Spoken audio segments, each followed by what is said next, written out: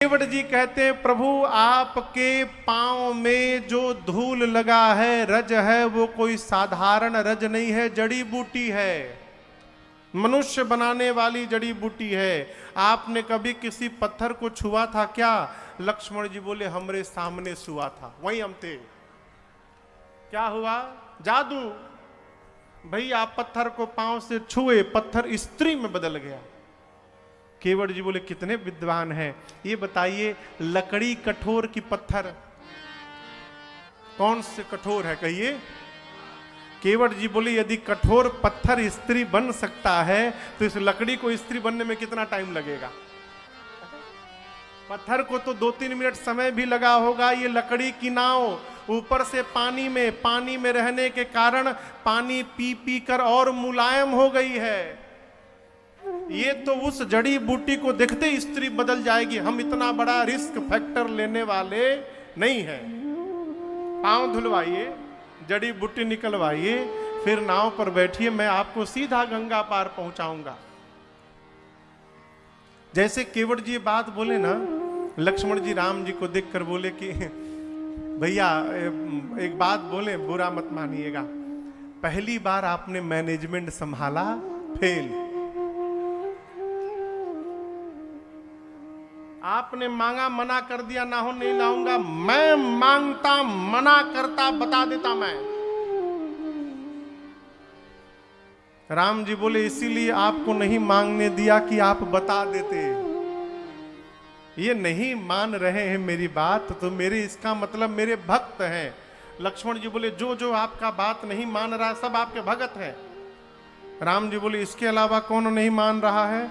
लक्ष्मण जी बोले पीछे देखिए, सुमंत जी को बोल रहे हैं चले जाओ, कहां गए? देखिए रथ लेके खड़े हैं, गए नहीं है। एक को बोल रहे हैं चले जाओ, वो जा नहीं रहा है। दूसरे को बोल रहे हैं आ जाओ, वो आ नहीं रहा है। आप जिसको जो बोलते हैं वो उसका उल्टा कर रहा है और आप कही रहे भगत है। राम जी बोली बताओ, अयोध्या से चलते समय तुमको मना किया ना कि मत चलो, तुम माने? सीता है, सीता को मना किया मत चलो, सीता मानी? जब घर से चलते समय तुम दोनों मेरी बात नहीं माने, मैं समझ गया कि मेरी बोहनी बिगड़ गई आज।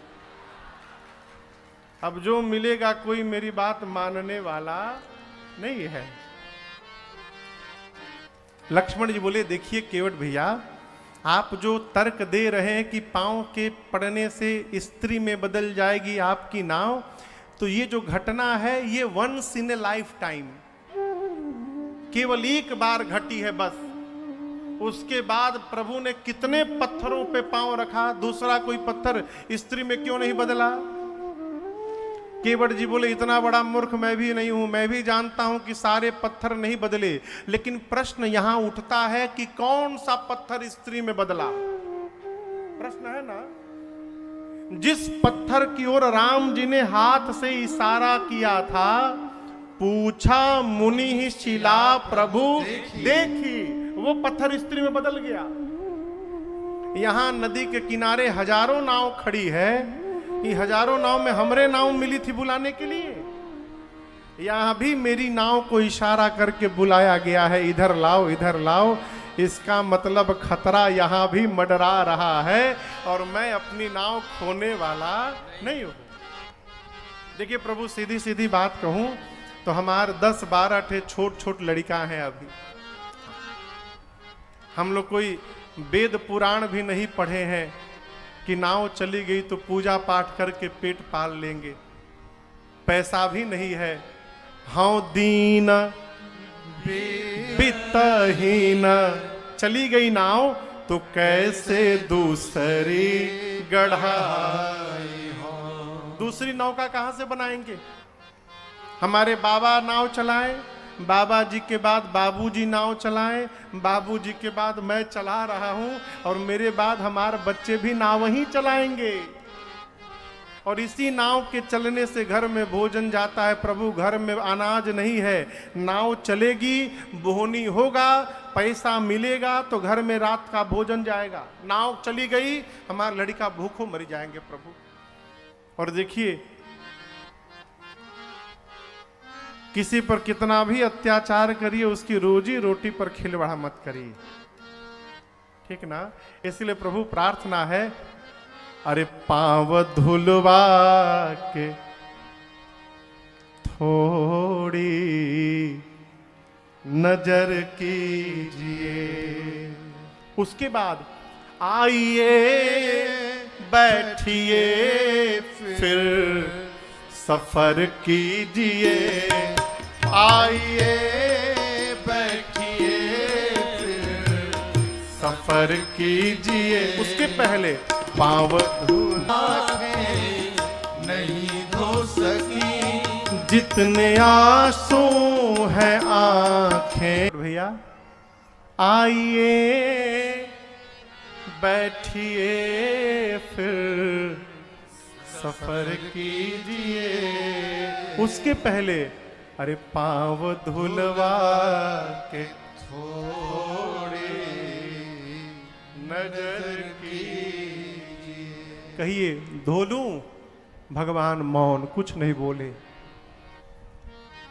केवट जी बोले अरे नहीं धुलवाना है तो ये भी क्लियर करिए, बोलिए नहीं धुलवाऊंगा, मैं दूसरा उपाय बताऊं। लक्ष्मण जी बोले तब से मौन है तो समझ में नहीं आ रहा है, दूसरा उपाय क्या है। केवट जी बोले यही घाट ते थोड़ी के दूर है, कटिलाओ जल था दिखाई हो जू। थोड़ी दूर आगे चलिए, किनारे किनारे एक ऐसा घाट है, वहां पर कमर भर पानी है, नाव की आवश्यकता ही नहीं, पैदल पार, धोने का काम ही नहीं वहां पर। राम जी बोले बहुत बढ़िया, वहीं ले चलो। केवट जी बोले राती खान। भगवान बोले ले चलो। केवट जी बोले रात में, दिन में नहीं। बोले क्यों? बोले मूर्ख हूं, लेकिन इतना भी बड़ा मूर्ख नहीं हूं, बोहनी के टाइम में आपको ले जाके जगह दिखा दूं कि यहां से पैदल पार हो जाना है, और जो पैसेंजर आएगा ये बात छुपेगी नहीं, पता चल जाएगा। तो जो भी घाट पर आएगा वहां जाकर पैदल ही पार होते रहेंगे, तो फिर हमारी नाव पे कौन चढ़ेगा।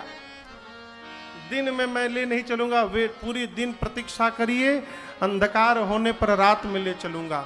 भगवान बोले रुक नहीं सकता, तो केवट जी बोले धुलवा लीजिए। अब ये भी नहीं कह सकते कि मैंने उपाय नहीं बताया, हम उपाय बता रहे हैं, लेकिन आप मान ही नहीं रहे तो हम क्या करें। धोलूं? भगवान मौन। केवट जी बोले धुलवाना उलवाना भी है कि नहीं बताइए। ऐसा पैसेंजर से तो भेंट ही नहीं हुआ था आज तक कभी, हाँ ना कुछ बोल ही नहीं रहा है। आपको सही में पार जाना है कि नहीं जाना है? नहीं जाना है तो वो भी बताइए। आप क्या सोच रहे हैं मैं पांव धोऊंगा तभी हमको आनंद मिलेगा? आप नहीं जाएंगे तो भी आनंद मिलेगा। लक्ष्मण जी बोले वो कैसे? केवट जी बोले पांव नहीं धोऊंगा तो नाव पे नहीं बिठाऊंगा, नाव पे नहीं बिठाऊंगा तो राम जी उस पार नहीं जाएंगे, उस पार नहीं जाएंगे तो इसी पार रह जाएंगे, और यही रह जाएंगे तो रोज दर्शन मिलता रहेगा। इससे अधिक आनंद और क्या मिलेगा? मत धुलाइए। ना ना कोई बात नहीं। यदि आपको पार जाना है, दूसरा ऑप्शन देता हूं। जाओ प्रभु पार अवसीगा चाहू, मोहि पद पदुम पखार। यदि आप अवश्य उस पार जाना चाहते हैं तो अब तक मैं कहता रहा कि पांव धोऊंगा, अब मैं नहीं बोलूंगा। अब आपको बोलना पड़ेगा कि केवट मेरा पांव धोवो और मुझे उस पार ले चलो। अब मैं नहीं बोलूंगा। केवट जी बोल के खड़े हो गए, कहीं इस पर कुछ बोले। भगवान फिर कुछ नहीं बोले। केवट जी मन ही मन परेशान कि आखिर प्रभु बोल क्यों नहीं रहे हैं। तब अचानक भगवान के वस्त्र पर दृष्टि गई। केवट जी देखे कि भगवान जो कपड़ा पहने हैं उस कपड़े में कहीं जेब तो बना ही नहीं है। जेब नहीं बना इसका मतलब कि ठीक हमारे नियर रघुनाथ जी भी ठन ठन गोपाल है, कुछ है वो नहीं इनके पास। और मैंने अपनी इतनी गरीबी सुना दी कि नाव चलेगी तो घर में भोजन जाएगा, इनके पास देने के लिए कुछ है ही नहीं। इसी संकोच के कारण नहीं बोल रहे हैं कि केवट जी पार उतारेंगे तो दूंगा क्या, यही बात है ना। चलिए मुक्त करता हूं। मुक्त किया प्रभु, पांव धोऊंगा, नाव पर बिठाऊंगा, गंगा के पार पहुंचाऊंगा। और राम जी कसम खा के कहता हूं आपसे, कुछ मांगूंगा नहीं आपसे, ऐसे ही गंगा पार करके मैं चुपचाप चला आऊंगा। अब तो कह दीजिए धोने के लिए। अरे पद कमल धोई चढ़ाई नाव, ननाथ उतराए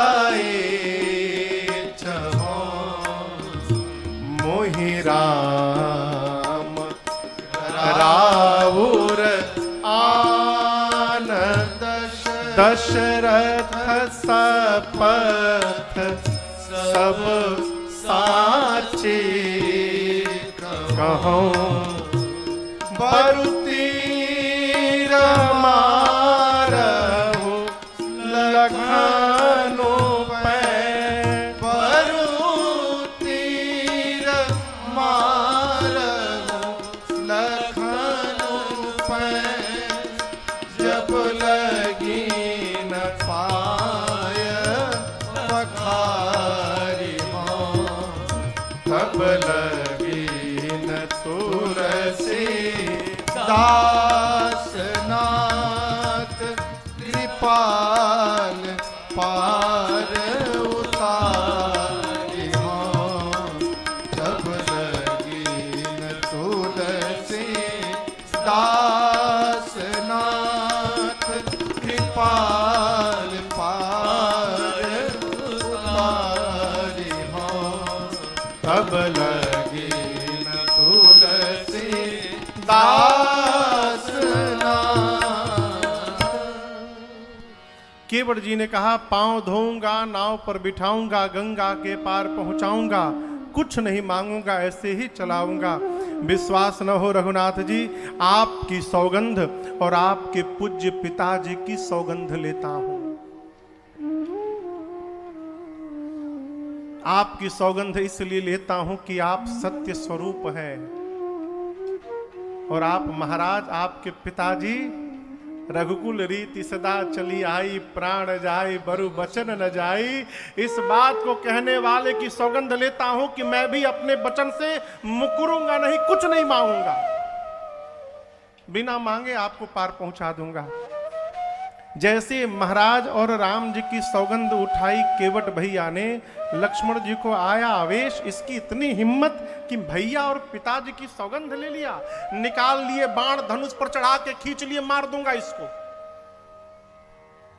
केवट जी देखे बाण तो राम जी से बोले प्रभु ये क्या, बड़ा भाई हाथ फैला के मांग रहा है और छोटा भाई धनुष बाण लेके डरा रहा है, मारने की धमकी दे रहे हैं, मार दे, बोलिए मार दे। केवट मरने से नहीं डरता है, यदि मारना चाहते तो बेशक मार दे, लेकिन मेरी भी बात सुनते जाइए, जब तक पांव नहीं धोऊंगा तब तक अपनी नाव पर मैं पांव रखने नहीं दूंगा। यहां पर मारिए मुझे। केवट जी कहते हैं आप क्या समझते हैं, आप मार देंगे तो मैं मरूंगा, मरूंगा नहीं, मेरा उद्धार होगा। लक्ष्मण जी बोले कैसे उद्धार होगा? केवट जी बोले मैंने सुना है मरते समय आपके भैया का नाम यदि मुख पर आ जाए उद्धार हो जाता है। आप मारेंगे तो मैं मरूंगा, लेकिन आपके भैया का नाम नहीं, साक्षात आपके भैया ही आंखों के सामने खड़े रहेंगे। किसको मिलेगी मृत्यु ऐसी, कहिए? मरते समय मुख में गंगा जी के 2-4 बूंद डाले जाते हैं। जैसे बाण चलाएंगे, बाण मुझे लगेगा, बूंद छोड़िए, बगले में गंगा जी है, सीधे गंगे जी में कूदूंगा, और 2-4 बूंद नहीं तब तक पीता रहूंगा जब तक मरी न जाऊं। ऐसी मृत्यु किसी को मिलेगी?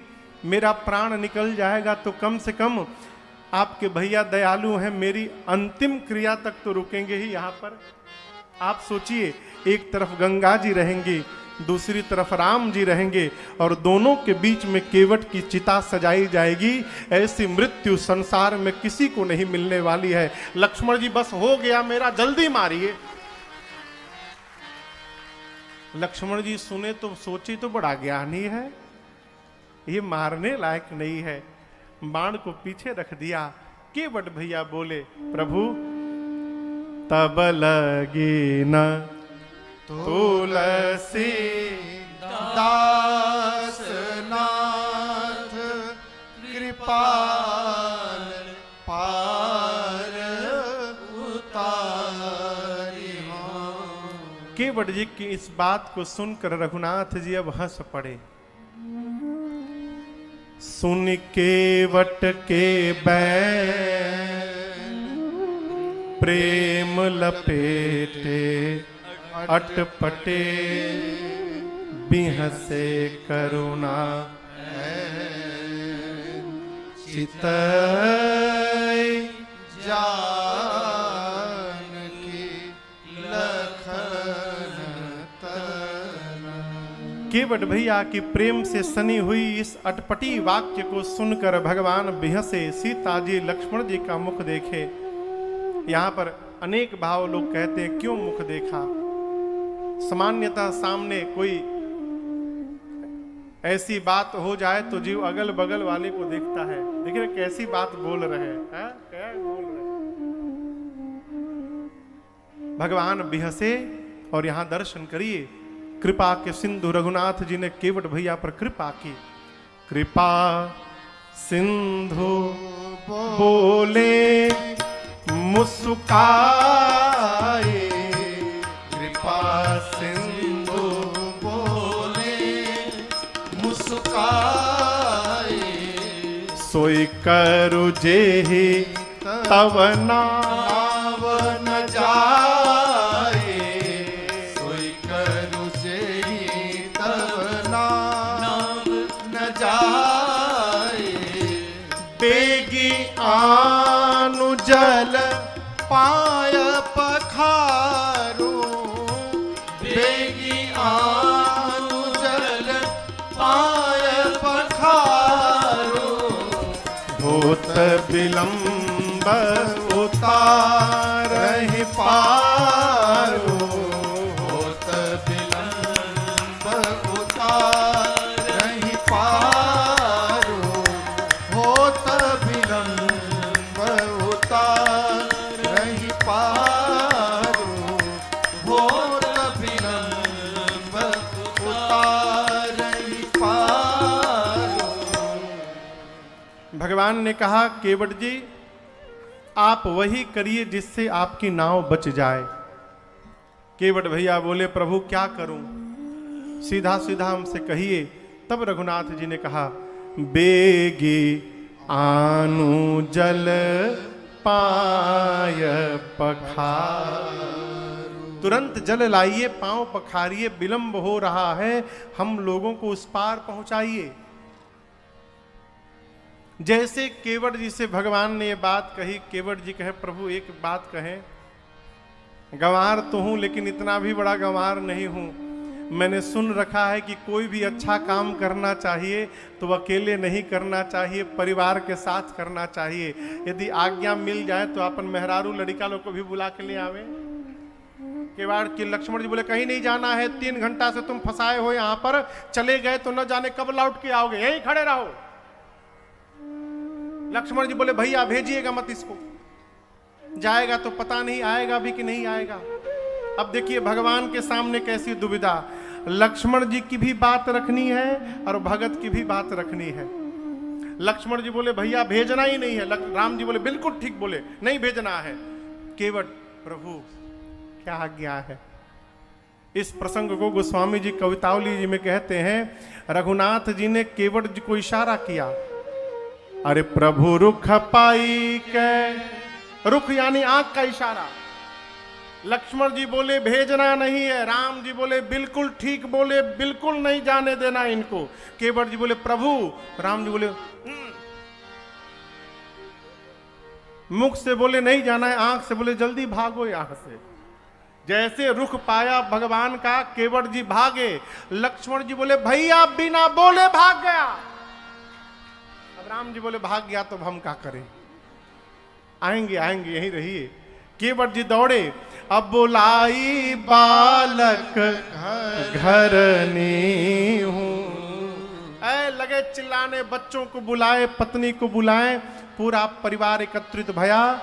केवट जी बोले जाओ, दुई राजकुमार हैं, सांवले गोरे, सांवले के पास जाना, गोरके के पास भूल कर भी मत जाना, बहुत डेंजरस है, हर बात में बाण निकाल के खड़ा रखता है। सांवले वाले तो बोलते ही नहीं है। वहां जाकर उनके पांव को प्रणाम करके चारों तरफ से घेर कर बैठ जाना। केवट जी का परिवार आया, बंदी के चरण और चाहूं दिसी बैठे। भगवान को चारों ओर से परिवार घेर कर बैठ गया। केवट जी दौड़े घर में। कठौता और कठौती, यहां कठौता को क्या बोलते हैं? कठौती भी होती है ना। कठौती स्त्रीलिंग है, कठौता पुल्लिंग है। केवट जी लगे दिमाग लगाने, कठौती ले चला स्त्रीलिंग है, यदि जड़ी बूटी का असर हो गया कठौते पर तो ये तो लड़की बन जाएगी। कठौता पुल्लिंग है, यदि कठौता को ले चलता हूं कहीं लड़का बन गया तो खूब आनंद होगा। क्यों? यदि ये कठौता लड़का बन गया तो उसी बच्चे से दिन रात नाव चलवाऊंगा और नदी के किनारे अपन ऑफिस खोल के बैठा रहूंगा, रोज शाम को हिसाब लूंगा उससे, अपने मेहनत करने से बच जाऊंगा। छोटा कठौता, अरे छोटो सो कठौता भरी आनी पानी गंगा जू को। छोटका कठौता, इतना कठौता छोटा लिए कि एक बार में एक ही पांव आए। छोटा कठौता में गंगा जल लेकर आए। लक्ष्मण जी कठौता का साइज देखते आग बबूला हो गए।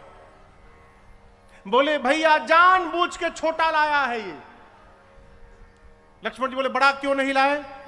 केवट जी बोले बड़ा होगा तब ना लाएंगे। छोटा आदमी का सब सामान छोटा होता है।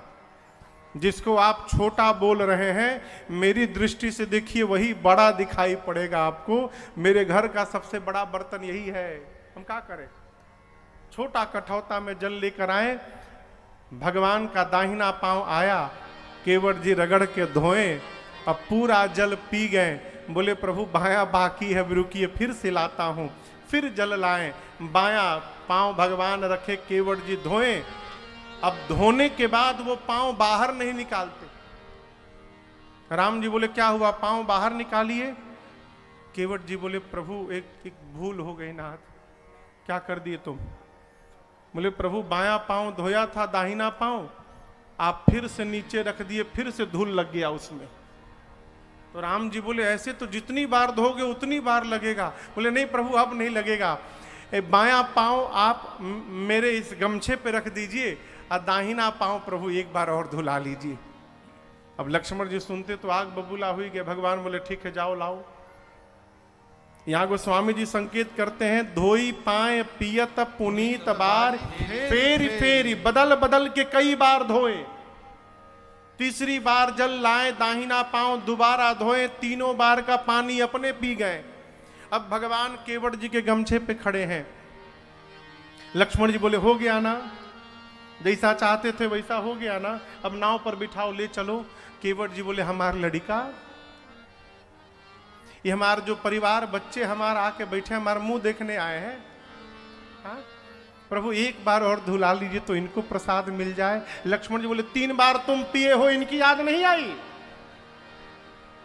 केवट जी बोले हमार पहले पेट भर जाए तब ना इनकर पेट भरे है। हम तो प्रभु 3 बार में तृप्त हो गए, अब एक बार और धुला लीजिएगा ना तो इनको भी प्रसाद मिल जाएगा। ये प्रसंग पर सुनकर मुझे एक घटना याद आती है। उत्तर प्रदेश में, मैं जगह का नाम नहीं लूंगा, हो सकता है वो सुन रहे हो। एक भाई साहब हैं, उनके 13 बच्चे हैं। कितने? 13। तो वो बाजार से कोई सामान लाते हैं, जैसे बिस्कुट, समोसा, जलेबी, कुछ भी लाएं, तो घर में आते तो देखते कोनो लड़कवा देख न ले हमको। अब पहले ही छिप के पहले पेट भर खा लेते हैं अपने। अब पहले जब खा लेते हैं अपने, उसके बाद बच्चों को बुला के देते हैं। किसी ने कहा भाई अद्भुत हो तुम बाप, लोग बच्चों को ला के देते, तुम अपने खाते हो। बोले तुम जानते नहीं हो, इतने बच्चे हैं, यदि इनके पास चला गया तो मुझे घंटा मिलने वाला है, कुछ बचेगा नहीं मुझे, सब यही खा जाएंगे। केवट जी यहाँ कहते हैं पहले हम आपन पेट भर ले तब न इनकर भरे। 3 बार में मैं तृप्त हो गया हूं, प्रभु एक बार और धुलवा लीजिए। चौथी बार जल लेकर आए, धोए, और भगवान के ही सामने केवट जी अपने पूरे बच्चों के मुख में भगवान का चरणामृत डाल के और एक ही बार में अपने पूरे परिवार को केवट भैया ने मुक्त कर दिया भगवान के सन्मुख। पूरा परिवार चरणामृत पान करके मुक्त भया। लक्ष्मण जी बोले अब हो गया ना परिवारीजन, अब कोई नहीं बचाना। केवट जी बोले गांव वाले आप तो चले जाएंगे, हम लौट कर इसी गांव में आएंगे, गांव वाले छोड़ेंगे? भगवान बोले अच्छा जाओ आखिरी बार। केवट जी बोले इसके बाद कोई बचा ही नहीं। 5वीं बार जल लाए, धोए, पूरे गांव को चरणामृत बांटे। 2 घंटा समय लगा। अब बांट कर आए, लक्ष्मण जी आग बबूला, बोले गांव के सारे लोग पा गए ना, कोई नहीं बचा है ना? नहीं। अब नाव पर बिठाओ। केवट जी जाकर भगवान से बोले प्रभु एक बार और धोऊंगा। राम जी बोले अब किसके लिए धोओगे, कितना विलंब हो रहा है, कब से खड़े हैं पार जाने के लिए। केवट जी बोले प्रभु आपसे पहले भी कई लोग कतार में खड़े हैं पार जाने के लिए, अब तक पार नहीं हो पाए हैं। राम जी बोले दिखाई तो कोई नहीं दे रहा है। केवट जी बोले यही तो बात है प्रभु, आप देख लिए होते तो वो कब के पार हो गए होते, आपकी दृष्टि नहीं पड़ी इसलिए सब फंसे हुए हैं, आज तक कोई पार नहीं हुआ है। भगवान बोले किसकी बात करते हो? केवट जी बोले हमारे पूर्वज नाथ, हमारे सारे पूर्वज लाइन लगा के खड़े हैं पार होने के लिए, अब मैं पहले उनको पार करूंगा फिर आपको पार करूंगा। प्रभु की अनुमति भई। केवट जी आज्ञा पाकर केवट राम रजाय सुपावा, केवट राम रजाय सुपावा, पानी कठवता भरिले आवा, पानी कठवता भरिले आवा, अति आनंद उमगिया अनुरागा, अति आनंद उमगिया अनुरागा, चरण सरोज पखारन लागा, चरण सरोज पखारन लागा, चरण सरोज पखारन लागा। केवट भैया ने चरणों को पखारा और उन्हीं चरणामृत से भगवान के सन्मुख अपने पितरों को जल देकर, तर्पण देकर, और केवट जी ने अपने कुल के समस्त पितरों को मुक्त कर दिया एक ही बार में। देवता केवट जी की इस सौभाग्य को देखकर आकाश से पुष्प की वर्षा करते हैं। केवट भैया स्वयं पार भय, परिवारी जनों को पार किए, गांव वालों को पार किए, पितरों को पार किए, और सबको पार करने के बाद अब भगवान को पार किए। उस पार पहुंचने के बाद उतरी ठाड़ी भय सुर सरी रेता, सी राम गुह लखन समेता। सबसे पहले सीता मैया उतरी, फिर रघुनाथ जी उतरे, फिर निषाद राज गुह उतरे, फिर लक्ष्मण भैया उतरे, और सबके उतरने के बाद अंत में केवट उतरे दंडवत कीन्हा। केवट जी ने रघुनाथ जी के चरणों में दंडवत किया है। यहां एक निवेदन करूं आपसे, जैसे कोई भगवान के सन्मुख दंडवत करता है, प्रभु उसको अविलंब उठाते हैं तुरंत। लेकिन आज रघुनाथ जी ने केवट भैया को नहीं उठाया। क्यों? भगवान सोचने लगे कि इन्होंने मना कर दिया कि मुझे कुछ नहीं चाहिए, लेकिन मेरा धर्म क्या कहता है कि केवट को बिना कुछ दिए विदा कर दूं। यदि आज मैं उठाता हूं तो मैं दूंगा क्या? मेरे पास कुछ है नहीं देने के लिए। और इसी संकोच के कारण भगवान केवट जी को नहीं उठाए। प्रभु के संकोच को मेरी मां जानकी जान गई। पिया हिय की सिया जाननिहार। तुरंत माने मणि मुदरी मन मुदित उतारी। मां ने तुरंत अपने हाथ की उंगलियों से सोने की मुद्रिका निकाली और रघुनाथ जी से कहा, प्रभु आप केवट जी को ये मुद्रिका दे दीजिए। राम जी बोले, सीता जी आपने अपने हाथ से निकाल दिया? मां ने कहा, किसके हाथ से? अपने हाथ से। प्रभु जिस दिन इस हाथ को मेरे पिताजी ने आपके हाथ में समर्पित किया था, उस दिन से ये मेरा हाथ नहीं है, ये आपका हाथ है। मेरा तो है ही नहीं प्रभु। और आपकी मर्यादा के आगे इस मुद्रिका का कोई अर्थ नहीं है नाथ। आप संकोच छोड़िए, केवट भैया को मुद्रिका दे दीजिए। अंगूठी मेरी मां के ही हाथ में थी। प्रभु ने केवट जी से कहा, केवट जी आपकी माता जी उतराई दे रही है, स्वीकार करिए।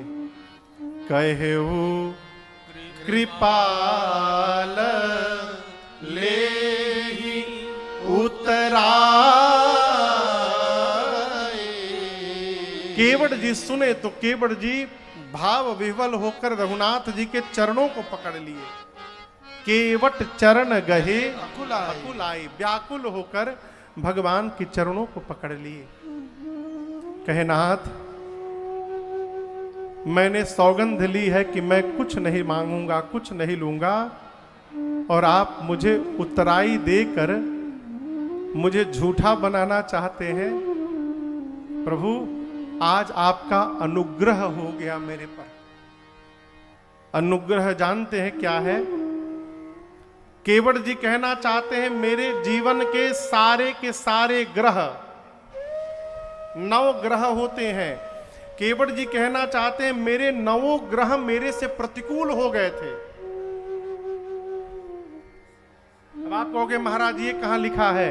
घर में दाने दाने की आफत है, तो ये ग्रहों का प्रतिकूल होना नहीं है तो क्या है? केवट जी कहते, प्रभु मेरे सारे ग्रह मेरे से प्रतिकूल हो गए थे, आपने कृपा की, वो सारे प्रतिकूल ग्रह अब मेरे अनुकूल हो गए हैं। ग्रहों का अनुकूल हो जाना ही अनुग्रह कहलाता है। कहते, प्रभु आपने अनुग्रह कर दिया मेरे ऊपर, अब क्या चाहिए मुझे? अब कछुनाथ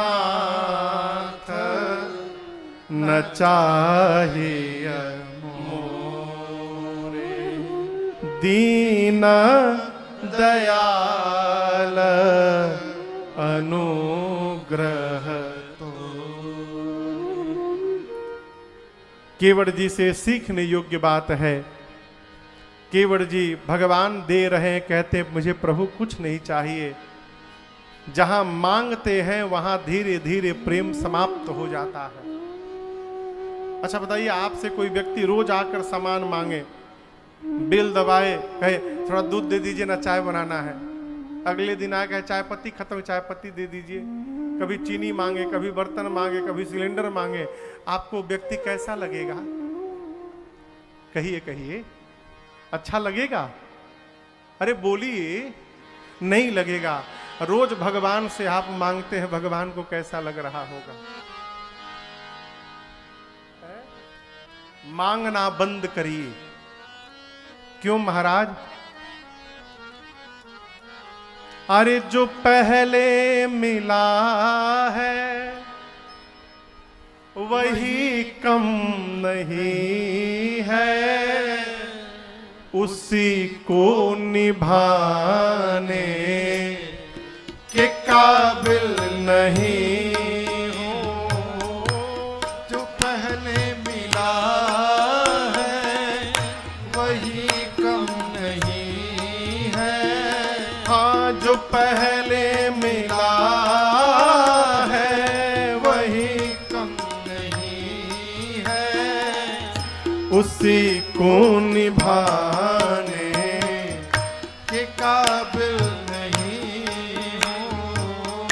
मैं आ तो गया हूँ मगर जानता हूँ, मैं आ तो गया हूँ मगर जानता हूँ, तेरे दर पे आने के काबिल नहीं हूँ।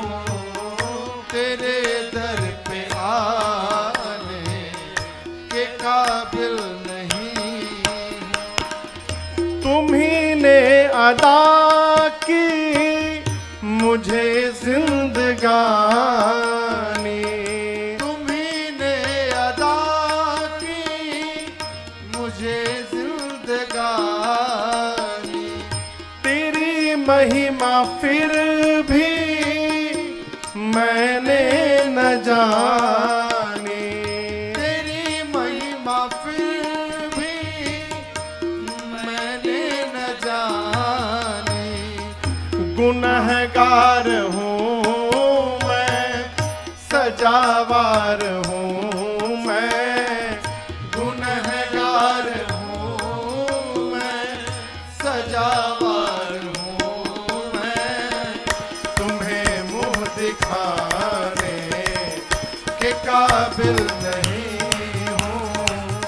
तुम्हें मुँह दिखाने के काबिल नहीं हूँ।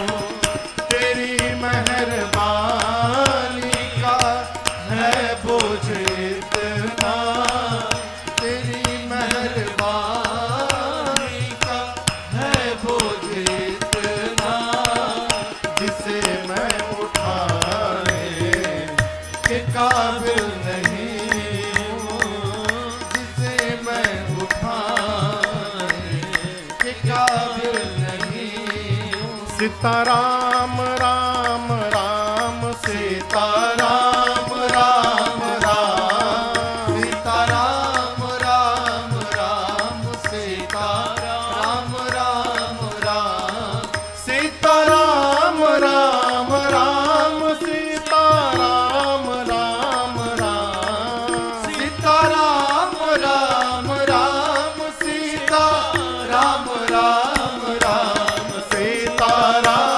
राम राम सीताराम राम राम सीताराम राम राम सीताराम राम राम।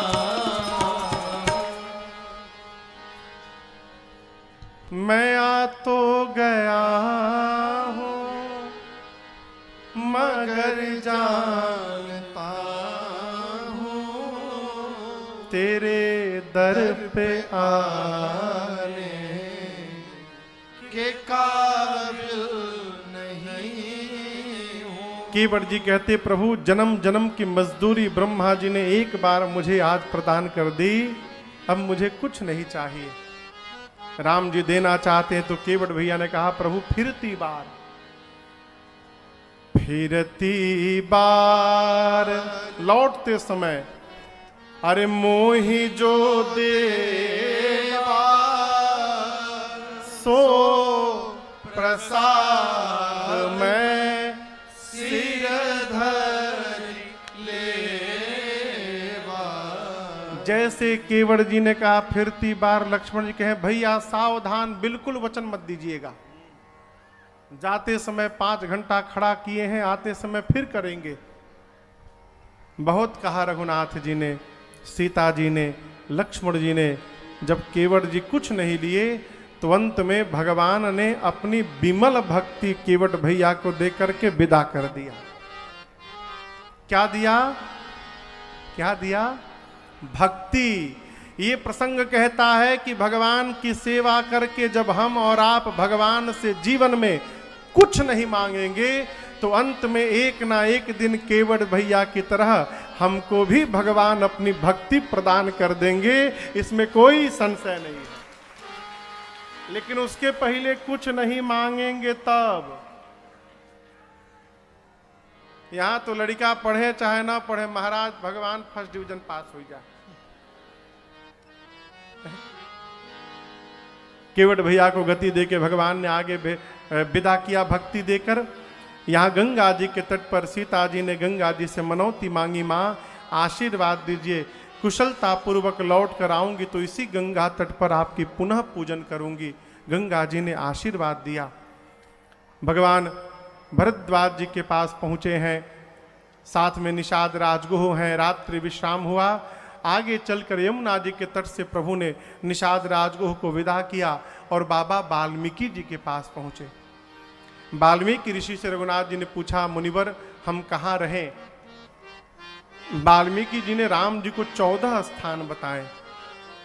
प्रभु जिसके कान कभी कथा सुन के न भरे उसके हृदय में रहिए, जिसकी आंखें आपको देखने के लिए लालायित रहें उसके हृदय में रहिए, जिसकी जिह्वा निरंतर आपका गुणगान करती है उसके हृदय में रहिए, जो आपको भोग लगाकर भोजन करे, सुगंध अर्पित करके धारण करे, हाथ से सेवा करे, पांव से तीर्थ की यात्रा करे, आप उसके हृदय में जाके रहिए, जो तर्पण होम करे, ब्राह्मण को भोजन कराकर अनेक प्रकार से दान देकर संतुष्ट करे, पूरे परिवार के साथ आपका पूजन करे, आपका मंत्र का जाप करे और गुरु जी का सम्मान आपसे अधिक करे, आप उसके हृदय में सीता जी लक्ष्मण जी के साथ जाके रहिए। जिसके काम क्रोध मद मोह लोभ सब त्याग दिया हो उसके हृदय में रहिए। जो जननी समझा नहीं पर नारी धन पराव विसते विषभारी, आप उसके मन में रहिए। जो सब जगह आप ही को धनुष बाण धारण करके देखता हो आप उसके हृदय में रहिए। प्रभु जो विप्र और गौ के लिए संकट उठाने को तैयार हो जाए आप उसके मन रूपी मंदिर में रहिए। राम जी जो जीवन में आपसे कभी कुछ न मांगे आप उसके हृदय में जाकर सर्वकाल विराजमान होइए। ये घर बताएं। और इसके बाद कहा, प्रभु प्रत्यक्ष रूप में आप रहना चाहते हैं तो जाकर चित्रकूट गिरि करहु निवास। वाल्मीकि जी से विदा लेकर भगवान आए। इधर चित्रकूट में देवता पहले से राम लक्ष्मण जी के लिए 2 कुटिया, एक बड़ी कुटिया राम जी के लिए, छोटी कुटिया लक्ष्मण भैया के लिए बना दिए हैं। भगवान आए, देवता भगवान से मिलकर विदा लेकर जाते हैं। ऋषियों का मंडल, ऋषि मंडल आता है, ऋषियों का समूह। प्रभु ने सबको दंडवत प्रणाम किया है, आशीर्वाद देकर मुनि लोग गए। चित्रकूट के कोलभील आकर भगवान के पास बैठते हैं। भगवान से कहते, प्रभु हम सब आपकी सेवा में उपस्थित हैं, कोई भी सेवा कार्य हो आप एक बार आज्ञा दीजिएगा, हम आपकी सेवा में प्रस्तुत रहेंगे। प्रभु ने उनको भी प्यार देकर दुलार देकर विदा किया है। वाल्मीकि ऋषि की बात मानकर भगवान चित्रकूट में आकर विश्राम करते हैं कि ऋषि जी ने रघुनाथ जी को बताया। श्री रामचरितमानस में राम जी अपने पूरे जीवन की यात्रा में 3 स्थान पर 3 अलग अलग मुनियों से 3 अलग अलग बात पूछे हैं। कितनी बार पूछे हैं? 3 बार। तीनों अलग अलग मुनियों से अलग अलग प्रश्न। भरद्वाज ऋषि मिले तो भरद्वाज ऋषि से राम जी ने पूछा था, मुनिवर नाथ कहिया हामा आर के ही मग जाही।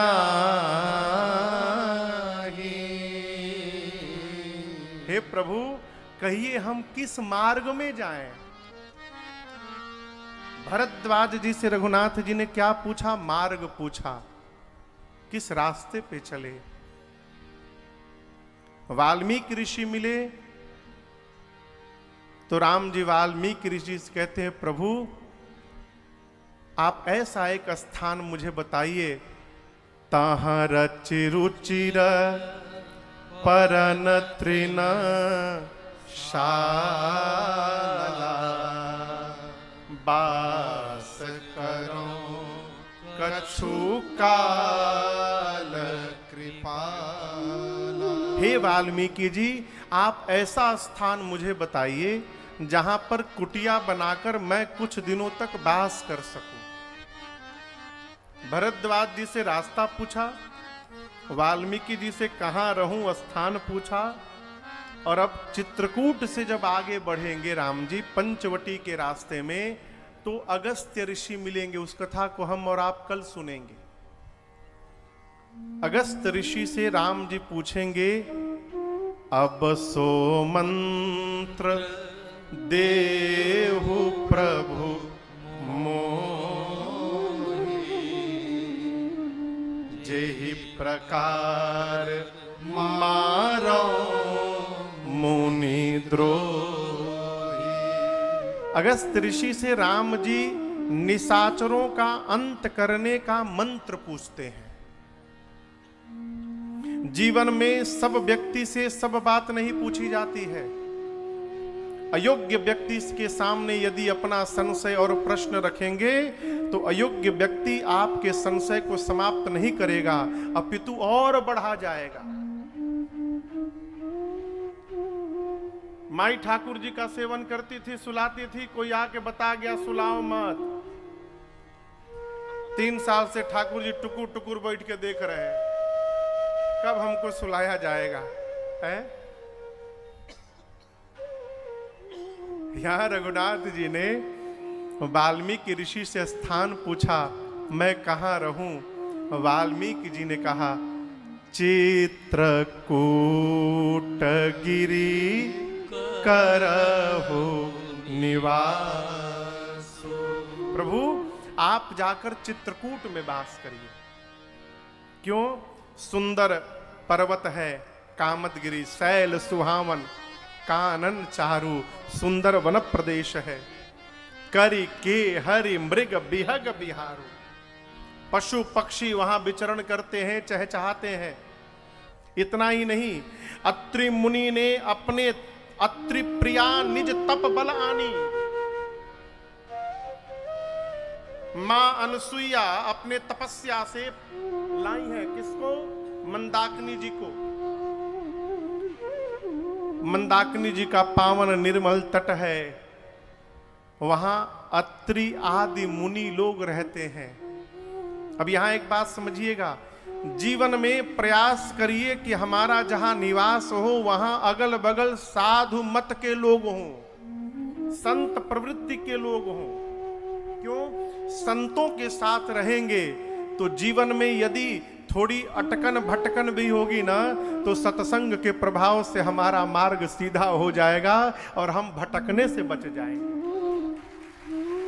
मार्ग सीधा मिल जाएगा। यहां कौन? जहां वाल्मीकि जी राम जी को रहने के लिए कहते हैं, वहां कौन रहता है? अत्रि आदि मुनिवर, एक नहीं बहु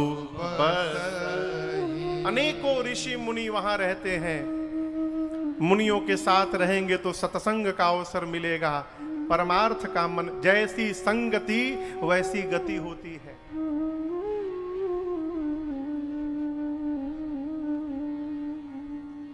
एक चोर एक घर में चोरी करने गया।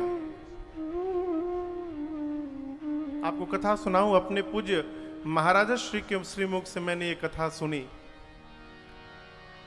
जिस घर में चोरी करने के लिए गया, उस घर में उस समय श्रीमद् भागवत जी की कथा चल रही थी।